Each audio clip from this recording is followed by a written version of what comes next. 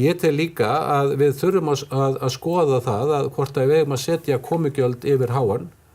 Það að segja, það eru 25 flugfélög að fljúga til Íslands yfir háan, 11 allt árið. 28.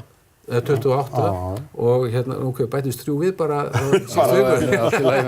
þannig að þarna í báðum tilvikum þarna, Sigurjón, í báðum tilvikum þarna er ég að tala að gjaldið sem slíkt það sé mjög hóflegt, þannig að ferðamaðurinn, sá sem að greiðir þetta, ekki gleyma því, er þá ferðamaðurinn, hvort sem það er gistináttagjald eða komugjald og þetta er bara að vera mjög hóflegt og hvað komugjaldið verða, þá erum við að horfa á eftirspurnina, vegna þess að eftirspurnin er alveg gríðarlega við sumartíma og þar held ég að þetta myndi ekki höggva í, en leið ég segi það, þá er þetta sjálfsögur komugjaldið líka við skemmtiferðaskipin og fólk sem komið norrænu.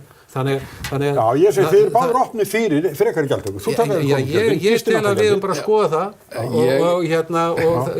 og við hjá Samtökum ferðaþjónustunnar höfum verið að móta okkar skoðun í þessu efni og við erum bara reiðubúin í þetta samtal og við erum reiðubúin að reyna að leysa það og reyna að leysa það hratt. Ég sko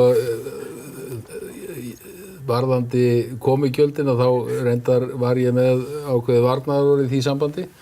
Það hafa aðra þjóðir reynt það. Það hefur ekki reynst vel, en við erum opin í að taka umræðina og meðal annars þá komugjöld yfir HN.